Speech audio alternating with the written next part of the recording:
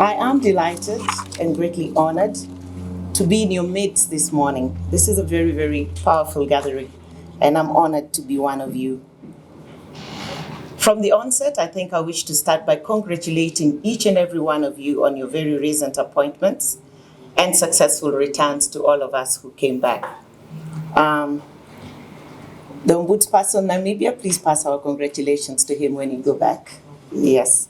And following your appointment, I think this is a well-deserved and a well-respected achievement for all of you.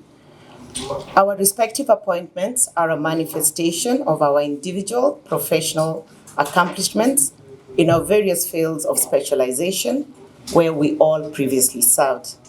It is a further confirmation of confidence by our respective appointing authorities that as state officers, we can advance the all-important agenda of promoting and protecting the sanctity of human rights and fundamental freedoms in our respective countries and within the continent, and indeed make an impact globally. Ladies and gentlemen, we all know and are aware of the status of human rights across the continent. It doesn't give a very rosy picture. Yet again, I must say it's not totally dismal. But we know and we must confirm and affirm to ourselves that there is a lot of work to be done in the human rights agenda across the continent. Civilians continue to pay the price of protracted armed conflicts, and in certain cases, violations in these armed conflicts have amounted to crimes against humanity, have amounted to serious violations of humanitarian and human rights law. And these are issues we have to keep in mind as we continue to do and engage in our works. We are emerging from the COVID-19 pandemic. I use the word emerging very, very carefully because COVID keeps evolving and coming up in different ways. But indeed, we are coming from a COVID-19 pandemic. And the pandemic has had its fair share of violations of human rights experienced. We have seen the vaccine apartheid being practiced. We've seen South Africa being demonized for being a country originating COVID. Very, very interesting spaces out there. But we've also seen a lot of gender-based violence increasing during COVID. We've seen the right to education being affected with closure of schools going on for over 12 months in certain places or going close to 2 years. We've seen closure of businesses, and we've seen excessive use of force by security agencies while pretending to be implementing COVID-19 regulations. So those are areas that we still have to look at. Gender-based violence across the continent continues to be an issue of concern. And this goes with things hand in hand like violation of the right to education for young teenage girls who get pregnant and who are barred from schools. We've seen domestic violence continue to rear its head across the continent. We've seen marginalization of women and girls in several agendas. And I'm sure my sister from the National Gender and Equality Commission will also emphasize on how, this is election time in Kenya, on how women continue to be marginalized in elections and how gender violence continues to be perpetrated on women especially and girls during elections. These are all issues that come up.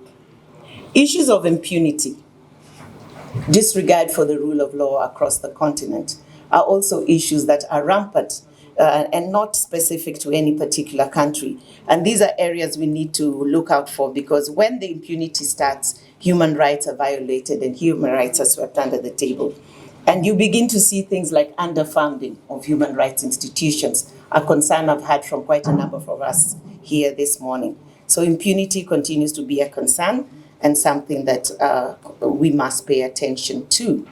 Economic, social, cultural rights, rights to health, rights to housing, rights to clean water, rights to trade and conduct business. In Kenya, we've worked on something called business and human rights as a big agenda we're taking up with government, because these are social and economic and social cultural rights that continue to be affected across the continent. Labor rights are big issues across the continent and in Kenya as well.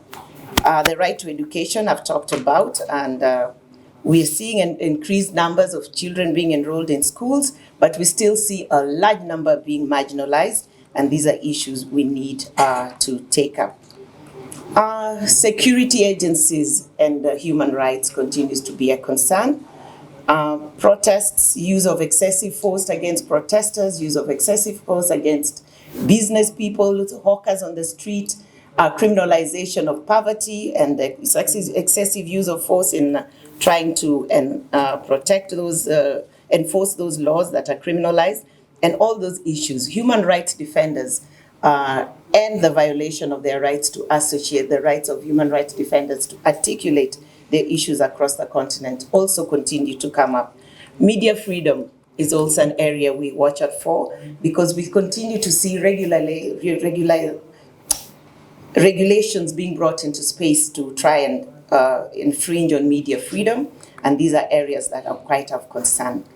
Our refugees, migrants, the IDPs, these again are issues that continue to arise in the region. And you tie this also to some sort of enforced slavery that continues to be seen across the continent, of people being imported, especially to the Arab nations, as cheap labor, and then their rights are violated in those countries, and not much being done by our home states to protect our people from this kind of violations. Discrimination and marginalization, these are issues that continue to come up, and issues that we must also again continue to address as we continue our work at national human rights institutions. So all these issues continue to come up. Let me not forget COP, climate change and environmental degradation. These again are issues that are of great concern. And sometimes I think we really propagate rights, but we do not talk about responsibilities. As human beings, we owe this environment, we owe our home, our abode, the earth, the responsibility to protect it and maintain it, even as we advocate for rights. So I think we have to talk about both and balance, but climate change, environmental degradation, these are areas, again, we need to promote and fight for. So all these issues continue to come up. It's a difficult arena for human rights in Africa, but not too bad. We can manage it. I'm sure we are all up to the task. And I think all I can say from where I sit and stand is that we, as human rights institutions, must take very bold steps, very bold steps to protect human rights across the continent.